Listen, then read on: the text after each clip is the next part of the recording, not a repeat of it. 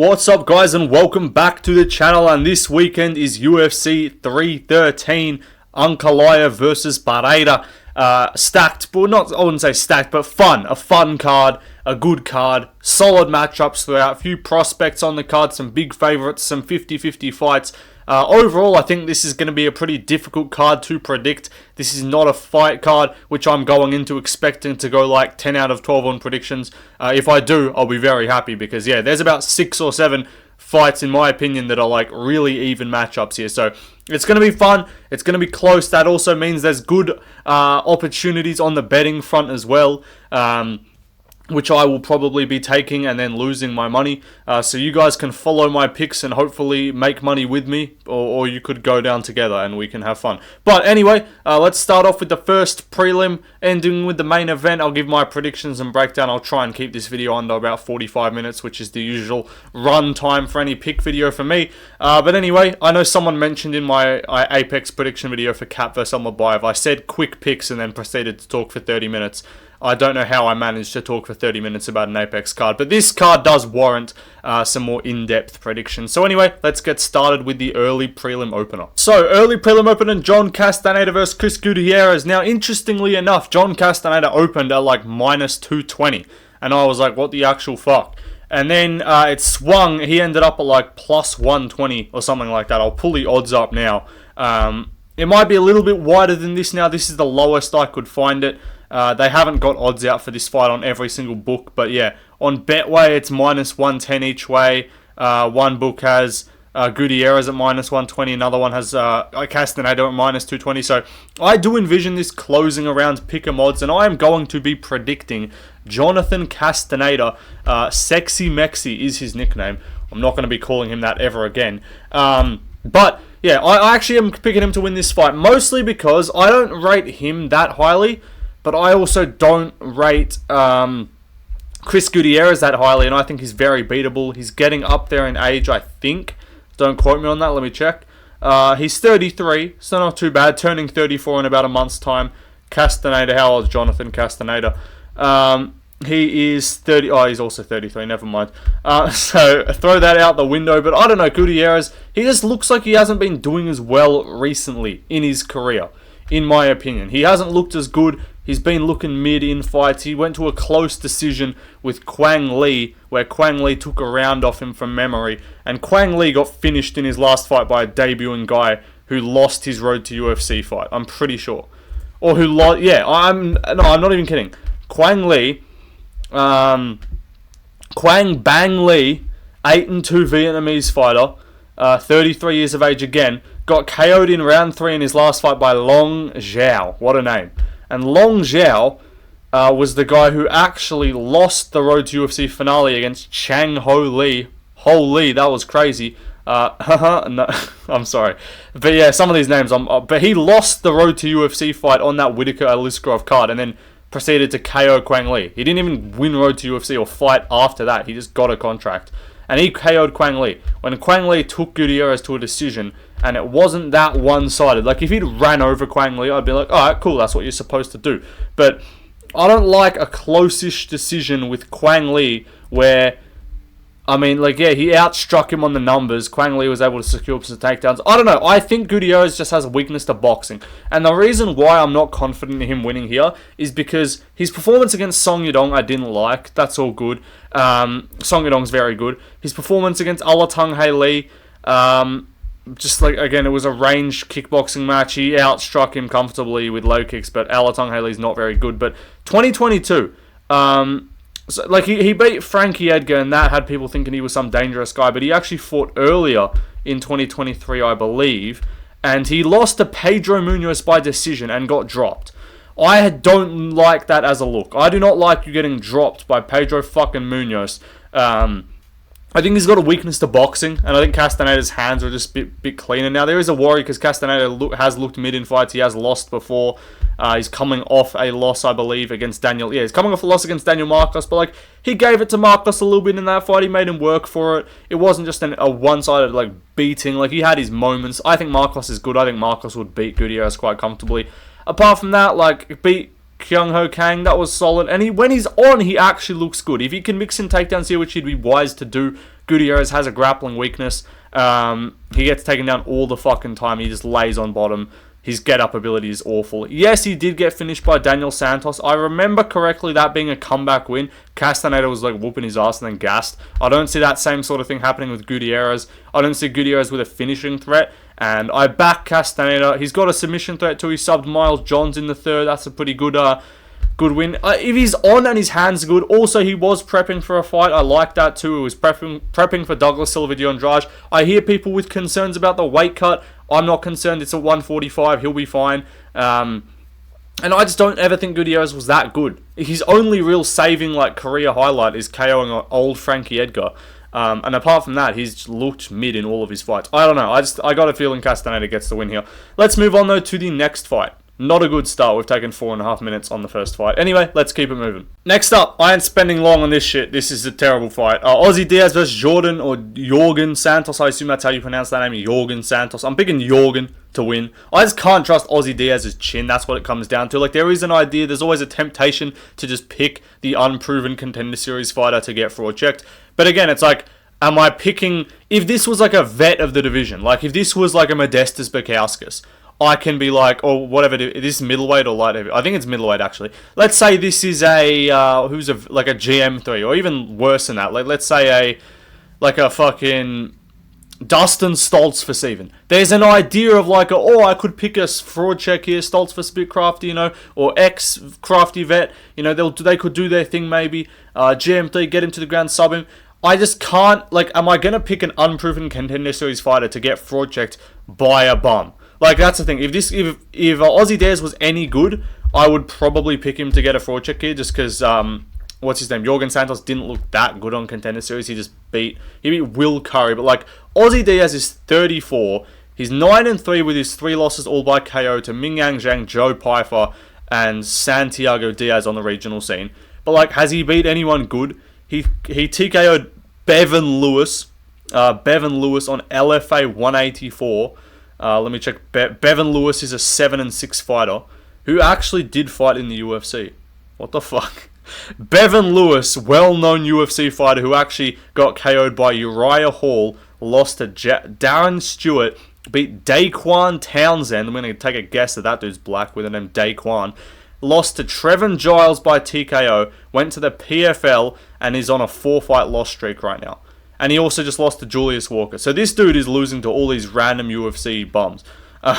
He's lost to Julius Walker and Aussie Diaz. And that's his most recent win. 7-6 fighter, by the way. Former UFC fighter. But I'm going to end it there with this breakdown. Jorgen Santos, I'll back him. I don't even know if he's good at anything, but I just can't trust Aussie Diaz at all to win a fight. Let's move on, though, but if he looks mid here, and he gets an actual UFC fighter, and not just a can fill-in. Like, I don't consider Aussie Diaz a UFC fighter. He's a fighter who has a UFC contract because he's getting fed to all these prospects. Like, he didn't make it into the UFC on merit. He made it into the UFC as like we need someone to get highlight reel KO'd. You're our guy. Anyway, I'll pick Jorgen Santos. I don't know, finish, maybe decision, who knows. Let's move on though to the next fight. Next up, we got another Santos. This Santos is actually good, and this Santos is like actually a prospect. Myron Santos. Let me talk about this kid, Myron Santos. This kid, one tough, badass fighter. Let me tell you, kid.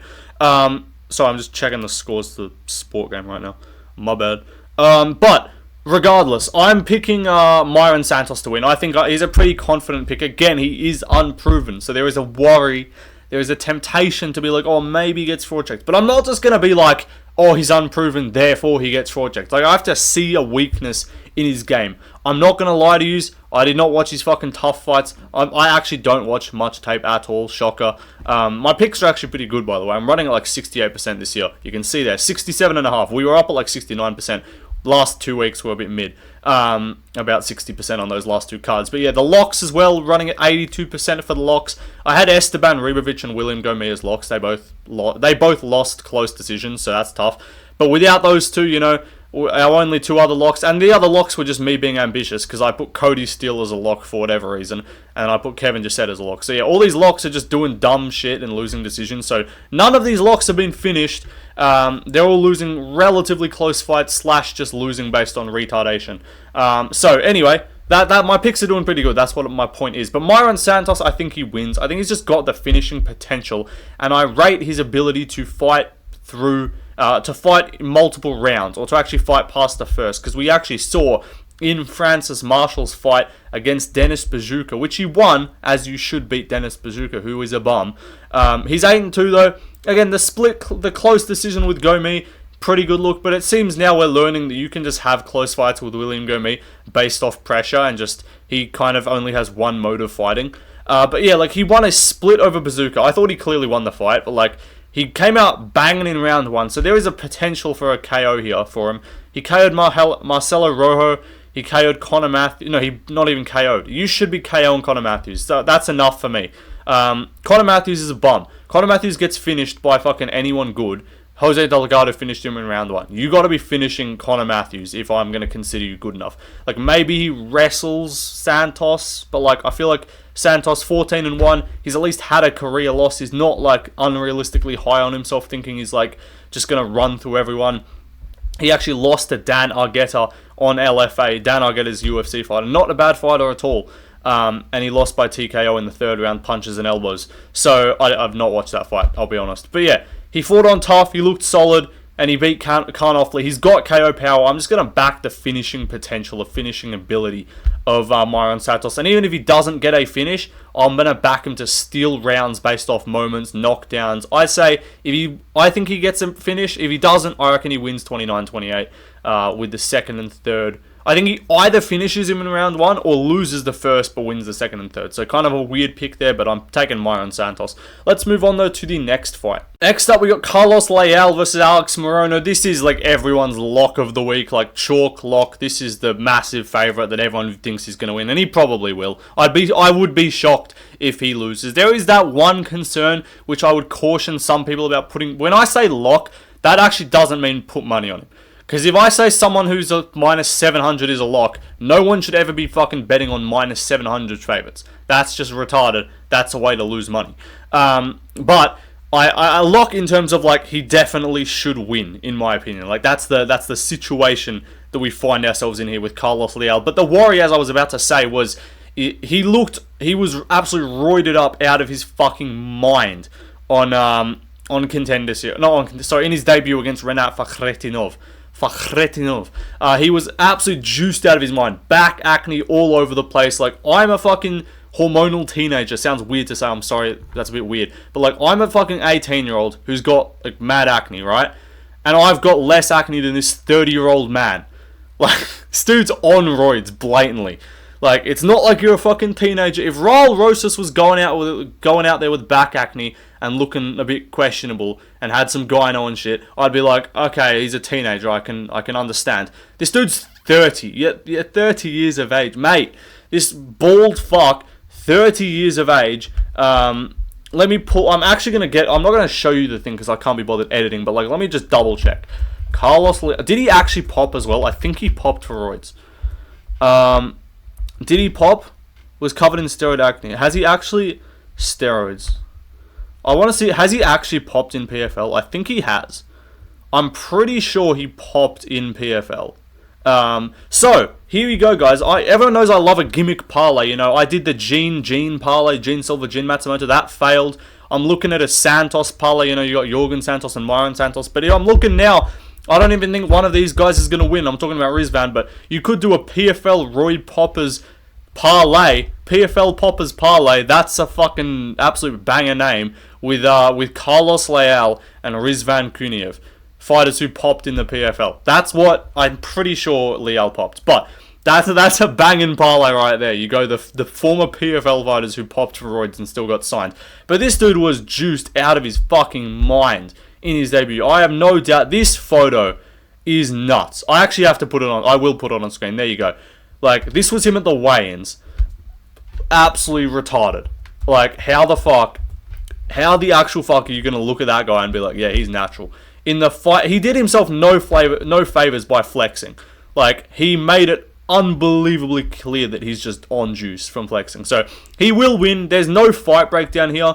I'm not going to give you any break. Like, Morono's shit. Morono should lose it to anyone capable. And this dude beat Renat. So, as much as I don't feel bad because he's clearly on juice, I also don't like Renat, but also that was blatant. Muhammad Akhti Abdul fucking scored the fight 30-27 for Renat. I'm paraphrasing there, but I'm pretty sure that was his name. something 9/11-y, you know, as Peter Griffin would say. But I don't know. I'll pick Leal. He should win if he comes in and shows up looking like fucking fat Kelvin Gastelum on the scale. Bet the house on Morono. Leal's off the roids. He's gonna lose. But yeah, I think he'll get an easy win here. Let's move on though to the next fight. Next up, we got Petrosyan versus Bruno Ferreira. I'm gonna be going with Bruno Ferreira to win. Ferreira, yeah, he's winning. I reckon he's going to KO Petrosyan. There was a temptation for me to just be boring and be like, I reckon Petrosyan outstrikes him at range. Then I realised Ferreira, despite being undersized for middleweight, somehow has a reach advantage here. Now, is Petrosyan still the better technical striker? Yes. But did Petrosyan get KO'd by Magomedov in his last fight, which is an awful look, because no one has actually been like put down by Magomedov.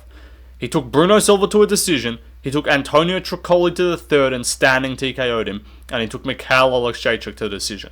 And he's KOing you. I know it was a spinning back fist. It was cool, right? Anyone's probably getting dropped by that. But, like, I hate getting KO'd or even put down by Magomedov's fists as a look. Like, if it was a head kick or some shit, I get it.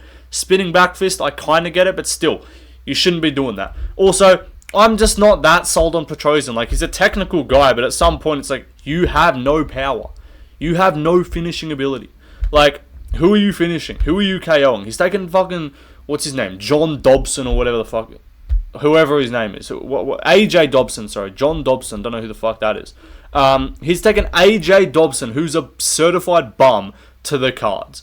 Like, okay, cool. You didn't get finished by Pereira. Like, that's probably your most impressive part of your career. CLD, because CLD, he beat him in his debut. Or second fight or something, because CLD was just retarded and started trying to throw heel kicks in pocket range.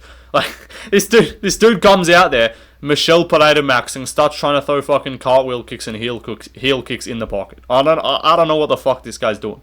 But he got subbed by Vieira in round 1. I honestly think both, like, this seems like a fight where, and I like this for Ferreira more because, let me tell you, in his fight with Abbas Magomedov, he did crack. Abbas was range striking him and stuff, but I think Abbas is better than Petrosyan. I also think Abbas has a way better grappling base. Like, Petrosyan is not a grappler by any means. He gets subbed as soon as he's got 0 submission wins on his record.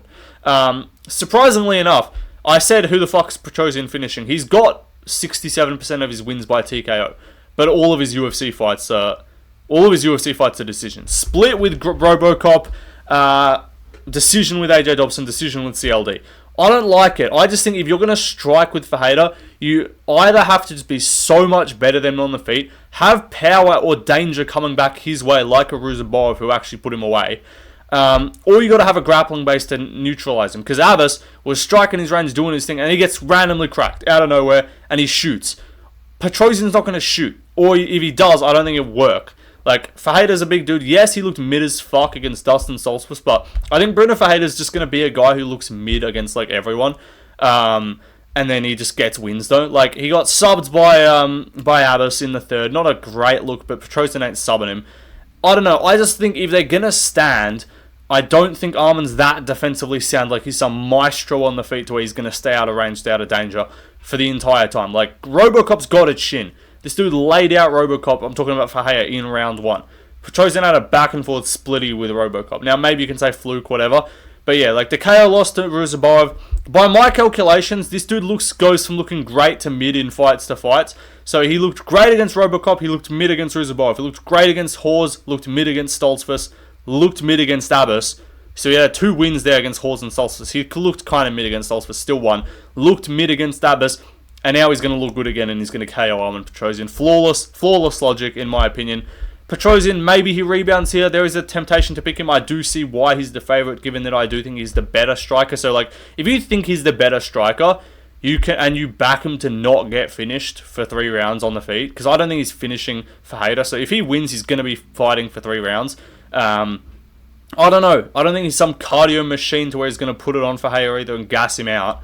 And yeah, he's been finished before, so I'll pick Ferreira to win as an underdog. Anyway, let's move on to the next fight. Next up, Josh Van. Let me talk about this kid, Joshua Van. Kid's an absolute savage. He's a future champion right here, Josh Van. Versus Ray Tsuruya. Let me talk about this kid. He's kind of fucking mid. But Ray Tsuruya. Now, maybe he improves drastically and develops punching power and hands.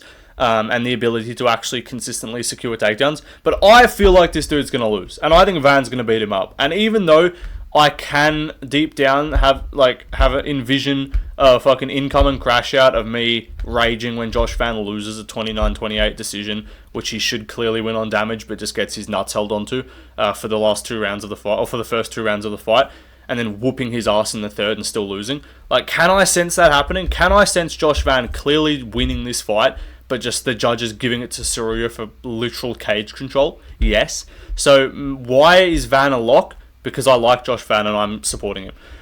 Because he's a lock in my heart, you dig?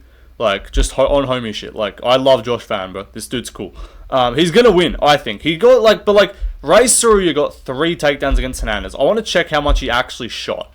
Like, how many did he shoot? Did he miss a bunch? I'm pretty sure he missed, a bunch of takedowns. But, he looked mid against Hernandez, and, that fight was, kind of close, and he didn't really do a whole lot of anything. He did no damage to Carlos Hernandez. He just looked cool. He went 3 for 8 on takedowns against Hernandez. Even he got taken down. And he landed 17 significant strikes across 15 minutes. Josh Van is just going to output max this dude to oblivion. Van is going to throw the fucking kitchen sink at this guy. And I think he's going to get him out of there, because I don't think Tsuruya's striking is good enough to he might win grappling moments. He could have success. I think Van can get back up, and I think he can stop the takedowns. It wouldn't surprise me if Tsuruya just doesn't score a takedown in this fight. But Josh Van, bro, this dude, let me look at his most recent fight with Cody Durden, because the output in that shit was actually nuts. I'm just spam clicking my computer right now to scroll across.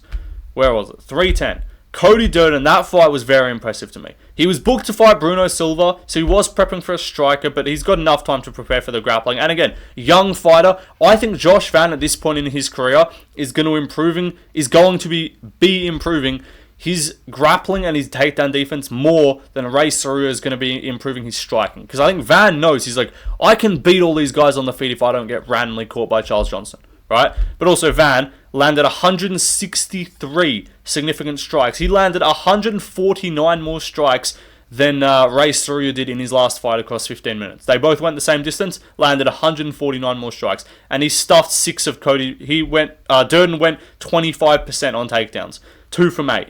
And basically those 2 were both in the first round, I'm pretty sure, and then Van just stuffed all of them in the second and third. I think maybe he loses the first here.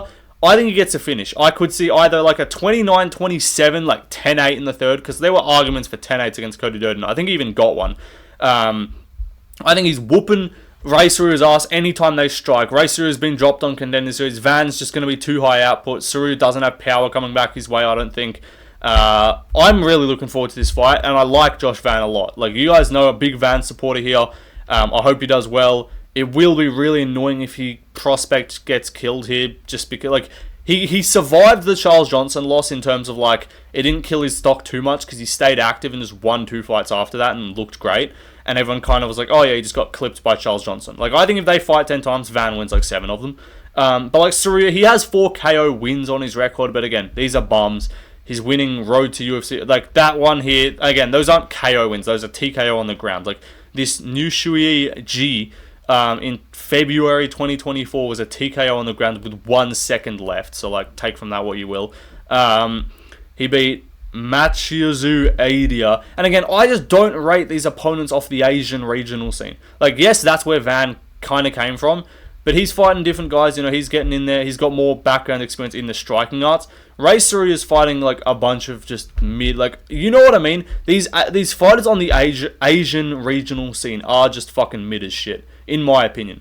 I'm trying to think who this Nishu G guy, his last win in the UFC before the Carlos Hernandez. Carlos Hernandez is decent, but even Tatsuro Taira cracked and put this dude is 13-4, not too bad.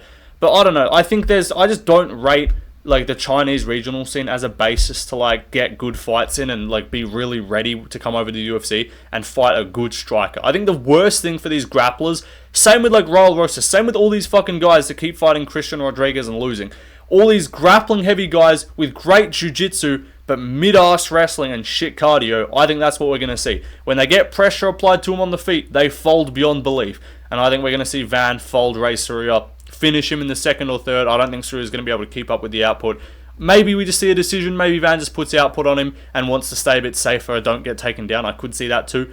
But I'll back Josh Van here. I got him pretty heavy. I really want him to win too. Because he deserves a ranked guy. If he wins this, he for sure deserves, he deserves even higher than Bruno Silva. Like, he deserves, I wouldn't even mind, like, an Alex Perez. Or if Usyk loses to Morono, a Steve Usyk fight, it'd be cool. Anyway, let's move on. A lot of time spent on Joshua Van because the kid is badass, let me tell you. Anyway, let's keep it moving to the next fight. Next up, Curtis Blaydes, Rizvan Kuniev. I'm picking Blaydes. Like, there is an idea of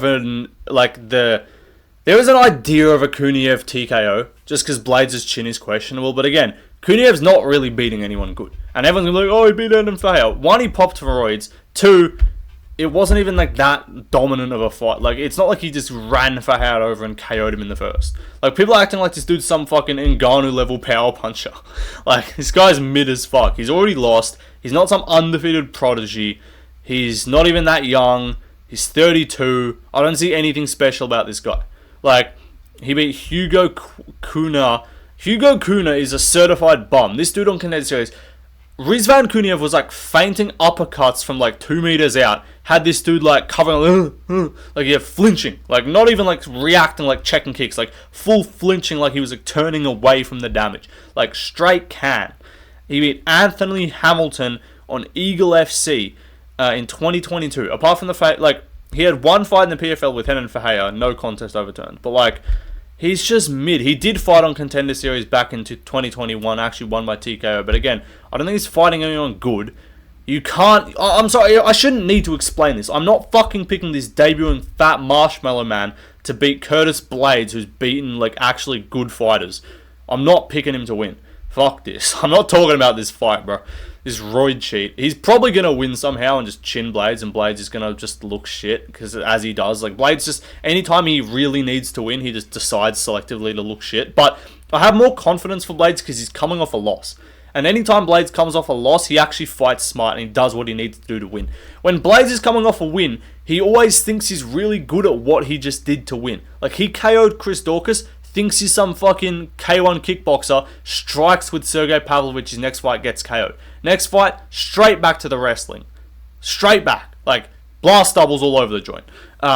Like, every time this dude loses a fight doing something dumb, he immediately goes, okay, remember, I'm a wrestler, let me wrestle. So, I don't know what he's going to do. Strike with Kuniev, wrestle with him. I think he can beat him either way. I could see a finish. I could see this fight also being really mid, and then Dana going to the press conference being like, yeah, it's because Rizvan's a fucking bomb. Just the fact that, you know, Renan Ferreira is the PFL's best guy just shows that how shit the fucking PFL. Like, I could see that kind of thing coming out of this.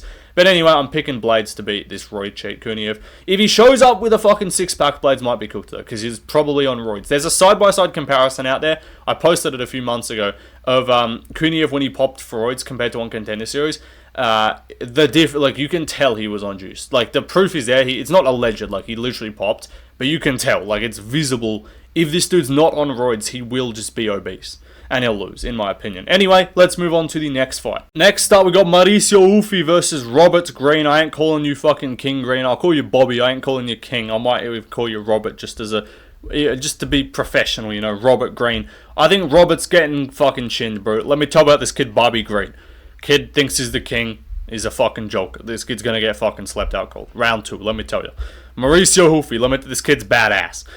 Like, yes, he did take the fucking cartel member to a decision, Hamas Lontop, but, like, Lontop asked for a catch weight and then missed the catch weight, ended up fighting, like, 12 pounds over the agreed limit. Like, Ruffy weighed in, I think Ruffy ended up weighing 160, like, he was cutting weight, had his body ready to make 55, and then just didn't get to, like, I'm telling you, this dude fade away, fucking look away uppercut, dropped Lontop bad.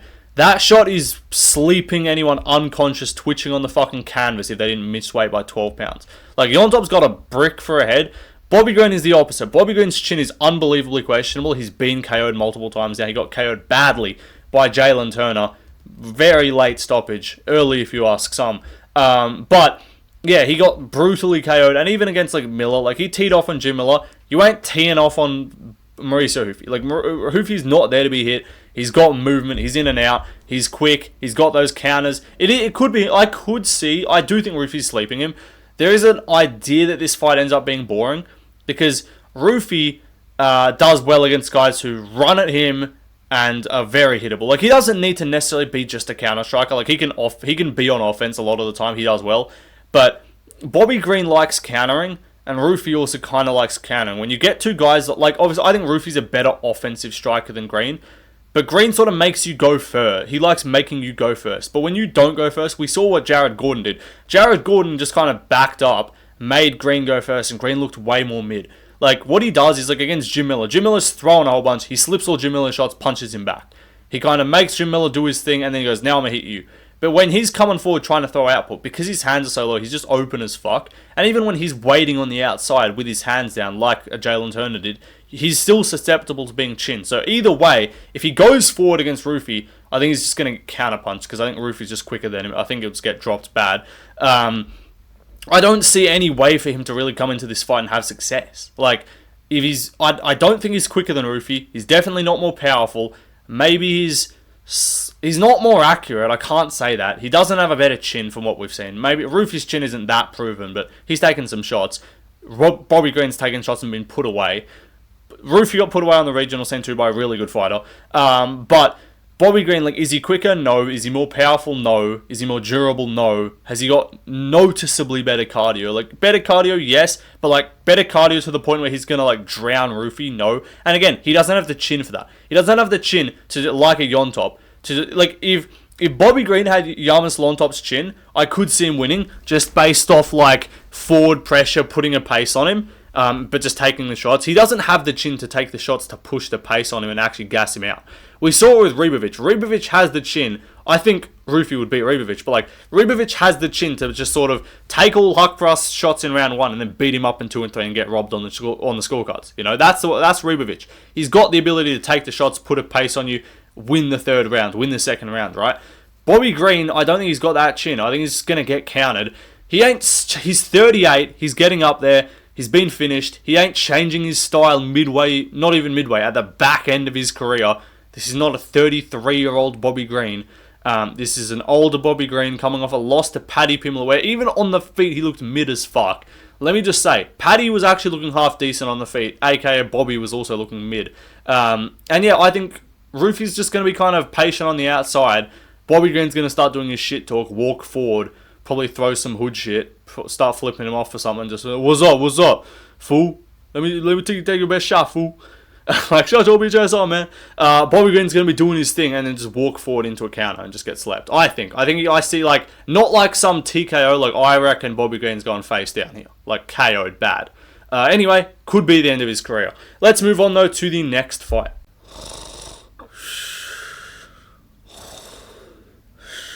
It's Lemos versus Lucindo. Yeah, I'll be picking Lucindo to win. It's just fucking tired. Let me wipe my eyes. Yeah, Lemos. No, I think she'll lose. I'll pick Lucindo to win. Nah. All seriousness though, this is a mid-ass fight. Like, there's a whole bunch of it's the biggest piece of dog shit. There's a whole bunch of mid. I don't know what the fuck this guy's doing. Like, these fucking matchmakers, they're goofy as fuck. They think they're some fucking professionals. They're putting women's MMA on the fucking main card over Josh Van. Some fucking goofballs, let me tell you. Anyway, let's actually talk about the fight, I guess, for a brief amount of time. Lemos is old. She's got shit takedown defense. She's got power. She's lesbian. Lucinda's also lesbian. It's like, who can out-lesbian the other? Who can be more masculine? Who can look more like an Indian boy? Because that's what you want to be doing when you're picking Brazilian lesbians to win fights. It's like, Lemos has that typical lesbian, 40-year-old fucking Karen lesbian haircut. And she's got like the slightly dyed hair. So I can respect that. That's like plus 25 lesbian points. If we're analysing the lesbianness, looks masculine enough. Like, you can tell she's a woman, but like could pass as a dude. You know, the silver hair, definitely plus lesbian points. Tattoos, looks like there's absolutely nothing behind her eyes. Lots of lesbian points for Lemos. Let's look at Yasmin Lucindo. Jamie, pull that up. I'm reaching my quota of Jamie pull that ups every video. Looking like, no joke, a 13-year-old Indian child. So I'd say looks slightly less lesbian, more just like an Indian boy. Definitely got the lesbian haircut. Got the neck tat. Neck tat alone, plus 15 lesbian points, I'm saying. Lemos, slightly more masculine sounding. Lucindo also has tattoos, as I said. Looks pretty unhappy to be there, you know. That's what we're doing when we're analysing who to pick in this fight. You got to think who's more lesbian, who's more unhappy with their life. Now, yes, I would say Lemos, but also Lemos is old. He's probably realised it's over for her and just kind of like accepted it. Whereas Lucindo's like, I could still be something. You know, I can still maybe win a belt, even though you're not going to. But like, I don't know. I'll pick Lucindo to win. I think there is an idea of a Lemos underdog, and I was like, the vibe is kind of like, but again, if these styles were men's MMA, I would 100% pick Lemos. I think it would look pretty similar to like a Rob Font, Gene Matsumoto. Like, this is the budget Timu, Rob Font, Jean Matsumoto fight in women's MMA. In terms of striker, not crazy power, but like dangerous on the feet, quick, way faster, way more dangerous compared to person who really doesn't have that crazy jiu-jitsu, but is just going to shoot takedowns and has good control time. And Lemos, I think she can probably... I think Lucindo can steal a sort of robbery decision on the scorecards based off control time. Because we know in women's MMA, they value control time heaps. Because none of the damage really looks like anything. Yes, Lemos could KO her, because she does have power on the feet. But I don't know. I can't trust her takedown defense. Anyway, that was longer than I should have spent on this fight. Let's move on, though, to the next fight. Next up, Ignacio Bahamondes versus Jalin Turner. I'm going to be picking Bahamondes now. Do I have a slight feeling... One, am I completely fence-sitting with this pick and acting like I'm going to be like, I told you Turner could win? Yes. I'm picking Bahamondes. Don't get me wrong. I was picking him since this fight was announced. Is there a vibe of a Jalin Turner TKO like you must have forgot Bahamondes ain't ready? Because he hasn't really beaten that level of competition, yes. But I back Bahamondes' improvements. Because he looks so much... And also, yes, people are going to point to the Ludovic Klein fight. One completely different style, takedown defense, or takedown threat in effect. And Ludovic Klein's actually like a really fucking good boxer. I know he looked mid against Roosevelt Roberts, but that was like a great fight for Klein. He looked incredible. That was like his best performance. Like that fight had me being like, yeah, this dude beats like fucking everyone. That and the Moises fight. But all these guys have those sort of mid performances in their run where they just look kind of like not that good. And Bahamondes had that fight performance there. But I rate the fact that since then he's gone around and had 2 back-to-back round 1 KOs. Against Christos Yargos and then against Manuel Torres. Manuel Torres is a pretty durable guy, and Yargos is just a bit of a vet, you know. Are those the best wins? No, but is the like back-to-back KOs at lightweight? That's impressive. Manuel Torres is good. Manuel Torres has been winning fights. Was on a like multiple fight round 1 winning streak. About to fight Judo, but might win, might lose. Who knows? I rate Bahamondes' grit, and I rate his ability to kind of bite down and throw a bit more and do more in the later rounds. Because if Turner ain't finishing him, which I don't think happens, Bahamondes is historically pretty durable. He doesn't really get KO'd or dropped badly. Like Klein wobbled him a bit, cracked him, but Klein's a powerful dude. Turner's not that like powerful. He just has great timing and he's quick. And if he catches you off guard, he can put you away like he did with Bobby Green. But if we're actually looking at Jalin Turner's record, again, Jamie, pull that up. Pull up Jalin Turner. Jalin Turner, he's 14-8.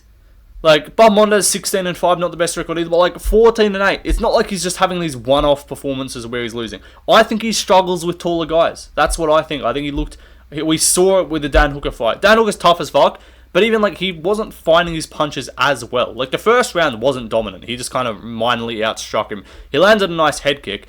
And he's got finishing threat. Never won a fight by decision though. I hate that for him because I think it goes long. What's it called? He's lost 4 fights. Any 4 fights that have gone the cards, he's lost. He's also lost 4 fights by TKO. Let's look at this. Moicano finished him on the ground again. Moicano's striking is very fucking questionable. So yes, he did do well to drop Moicano, but again, fumbled that. And again, that just shows his lack of grit. Like, he's getting a round 1 finish against Bobby Green. If you don't go into fucking round 1, like he's getting a round 1 sub of a Brad Riddell, who's literally a featherweight. He's beaten Jamie Malarkey in the second, who's a bum. Uros Medic is actually a good win by submission, to be fair. But that was Medic a lightweight. Brock Weaver, Josh Kulabel. Like, he's beating undersized... This dude's got beef with undersized Australian featherweights, bro. Like, Jamie Malarkey, Brad Riddell, and fucking Josh Kulabel. This dude's just beating up ANZ featherweights. Like, don't give this dude Khan Offley next. But, like, he got slept badly by Luque with ground and pound. Fravola out-grappled him. And again, like, these wins aren't that impressive. He goes from Brad Riddell submission to a Mateusz Gamrot fight, where yes, he did well, but that's because stylistically, Gamrot's shit on the feet. Like, Gamrot's just gonna do, like, he just shoots. He's not shit, but like, he's gonna shoot for the legs, so anytime he's on the feet, it's gonna look like he doesn't want to be there. Then he has that split with Hooker where he clearly lost the second and third, and just broke. Dan Hooker had a broken arm, just a scratch, as he would say, and this dude, like, he had Dan Hooker rocked, couldn't get a finish, and then just sort of gave up, got tired of hitting him, and just let himself get beaten up. I think Bahamondes can put a pace on him. I like his output. I like his power. Again, two young guys, lanky as fuck. Does Turner have the finishing threat? Yes. Do I think he could win this? For sure. That's why it's pretty even odds. It was like minus 210 Turner at open, by the way, which is great. I actually thought Bahamondes would be like a minus 150 at open, just based off recent hype. But Bahamondes never been finished by strikes. I like that for him here. His chin's held up well. Those South Americans have good chins. He's been subbed twice. Who subbed him? But that was way back on the regional scene. Preston Parsons in 2016 when he was like 19 years old. But yeah, Ludovic Klein decision. I don't mind that. I think Klein probably fucking beats Jalen Turner, let's be honest. Like, Trey Ogden decision. He had these mid-fights, like, but he subbed Rongju. He has a submission threat too. I wouldn't mind him mixing in grappling here. I wouldn't mind him shooting his own takedowns or just getting him in the clinch, landing good knees. I think he can push a pace on Turner as it goes on, and if he gets out of the first, where Turner will probably win the first, I think he can win the second and third or get a late finish. So just for the fun of it, I'll say round 3 TKO. I'll go knees in the clinch for Bahamondes, breaks Jalen Turner again. Sends him either up to welterweight or out the fucking UFC. Anyway, let's move on though to the co-main event. Justin Gaethje versus Rafael Fiziev. I'm going to be picking Justin Gaethje to get slept in round 1 or 2. This is my pick since the fight was announced. There's some people that have been flip-flopping, there's some fence sitters. I've been fully on my own side of the fence. I've been picking Fiziev, I haven't been wish-washing. I haven't been going, I don't know, maybe it's 50-50. I mean, it is, like, by definite, it's a pretty fucking close fight. And the odds, everyone's saying this is, like, worse. Oh, we wanted the Dan Hooker fight. Yes, I do think the Dan Hooker fight would have been more fun. I also think it's a way better fight for Gaethje, which probably means more fun. If a fight's better for Gaethje, it probably means it's better. Like, it's going to be more entertaining. Because if Gaethje's having fun, the fans are having fun. I still think this fight's going to be fun and settle, but I think this is going to be a case where a lot of the time you see fighters who win the first fight. I want to get the stats on fighters winning the first fight, winning the rematch. I'm actually curious how much percentage that is, or what percentage that would be. But I feel like when we see these rematches, and we've seen it a lot recently, where it's like, it was pretty close the first time, or this guy won pretty clearly the first time. Yeah, they should win again. I don't really see what this guy's done differently, what improvements he's made. I feel like a lot of the time we see the other guy win the rematch. Maybe I'm bugging, but like, let me get some examples for you. Like Spivak Tybura, Dern Rebus. That's about it. There's more, I swear to God. There are more that I think. Poirier Connor. I'm telling you, they're going to come to mind. You guys know, like, but I'm not tripping though, yeah? Like, it happens where there's like, that they won the first fight, why the fuck wouldn't they win the second fight? That's all. Like, everyone's like, when the fight was announced, everyone's like, yep, Gaethje will win. That's the logical pick. And everyone's kind of thinking about it, and more people are coming around to the Fiziev side. I think Fiziev's quicker. I think his hand speed is going to be a major problem for Gaethje. I also rewatched the first fight, and so I'm just readjusting on my couch right now. I rewatched the first fight, and I also kind of think Fiziev won. And if I think Fiziev won the first fight, I had a very strong argument to win again. This is a 3-rounder, not 5. Favors Fiziev in my opinion. I don't think it's even going to matter. I don't think this is seeing the scorecards. I think we see a Rafael Fiziev TKO. Now, maybe I'm being a bit ambitious here.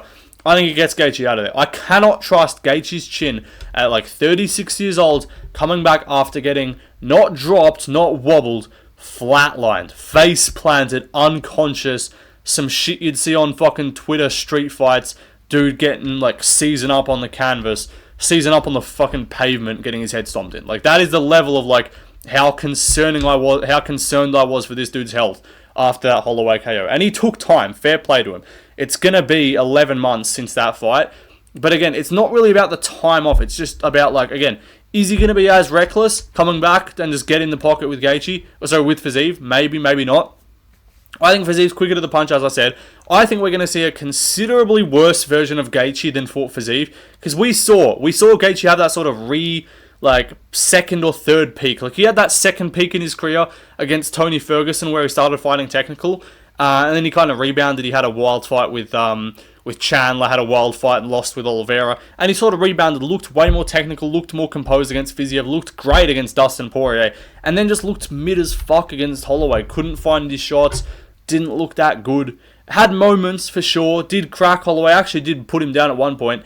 But again, I think Holloway probably a little bit quicker with the hands, not as powerful with just like, if he loads up, yes, I think just like punch for punch normal, when Fiziev's going to be just cracking him with his hooks in the pocket, I don't think Gaethje's taking him. I think Fiziev, who actually did wobble Gaethje, I remember he wobbled him at the start of the third round in their first fight. He cracked him a bunch of other times, and I think he's just quicker to the punch. He's in shape as well. I'm not worried about it. Everyone's like, oh, he's taking on short notice. His cardio is not going to be good. I'm not worried about his cardio. This dude's been trying to fucking fight since like August.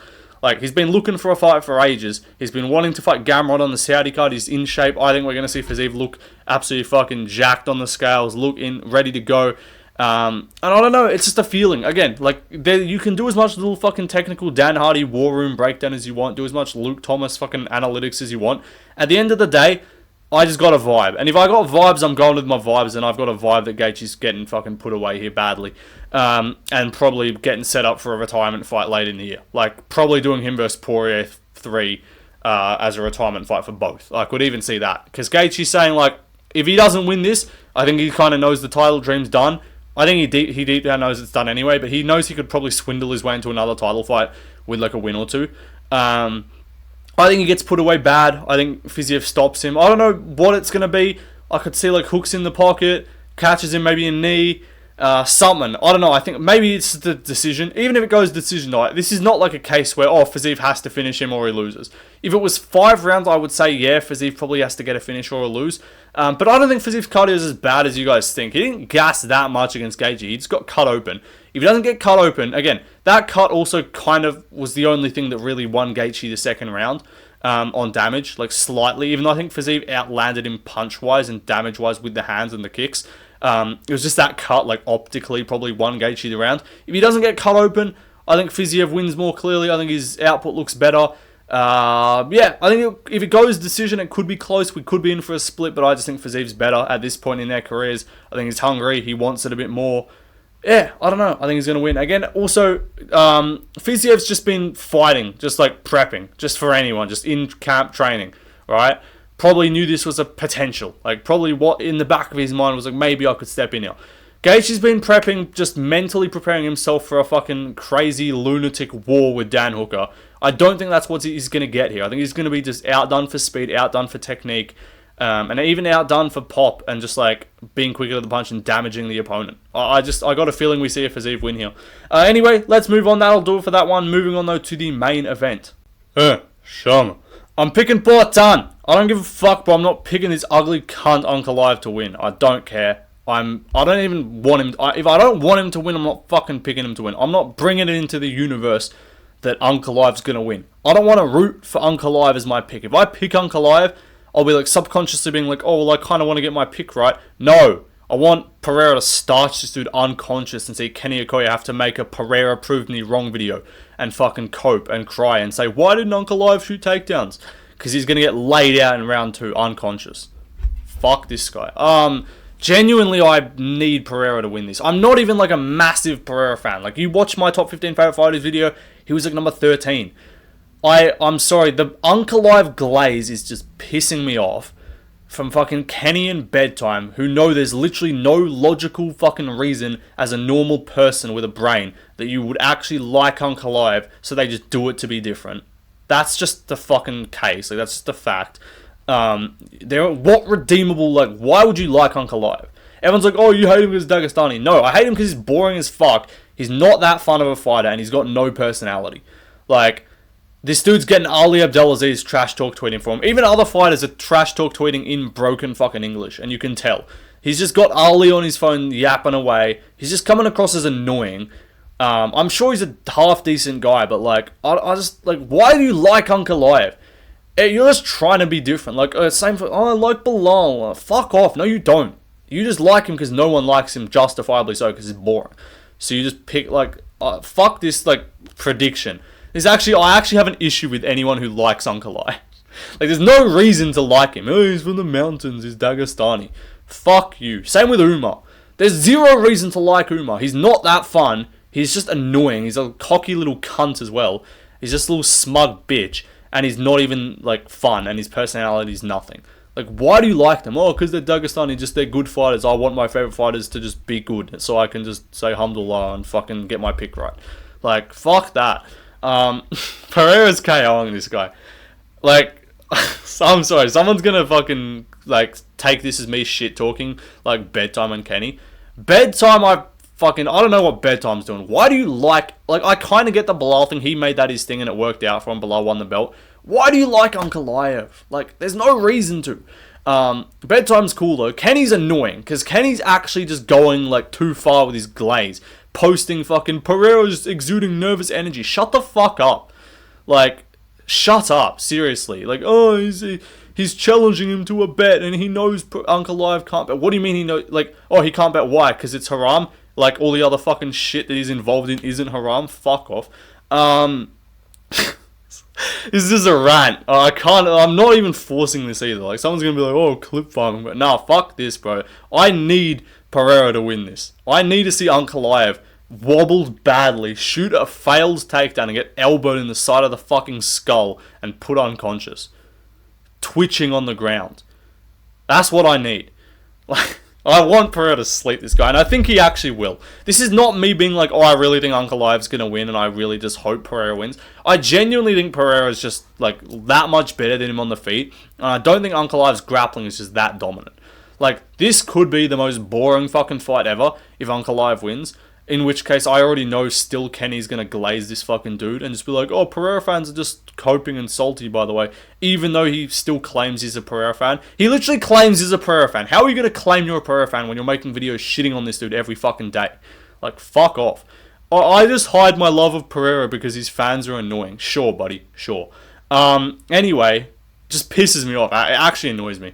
But Pereira, I think he's just better. Let's actually break down the fight now. Pereira's a way better striker. I do believe that. Everyone's saying, again, fucking Kenny, just posting edits on fucking Twitter of Ankalaev KOing Dolce, Lugi, and Bula, and fucking Marcin Prachnio saying, like, people are underrating his striking, bro. Yeah, let's run through the list. I posted this in a reply. Let's run through the list of people that Ankalaev has KO'd. It's Johnny No Chin Walker. Ozdemir did it better, by the way. Ozdemir's not even a fucking power puncher. Ozdemir did it better. Fucking Dolce Lugian Bull's a bum, no longer with the sport, on like a 4-fight loss streak at the time when he departed. Marcin fucking Prachnio, who's a bum, being finished by Bukowskis and Sam Alvey by KO. Ion Kutalaba, the first one was just not even a real fight. And then the second one, he KO'd him. Good job. Kutalaba's an unranked fighter who lost to Felipe Lins.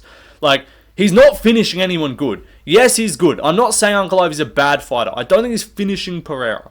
He doesn't submit anyone. Like, straight up, Ankalaev doesn't submit anyone. I think Pereira's grappling is going to be improving.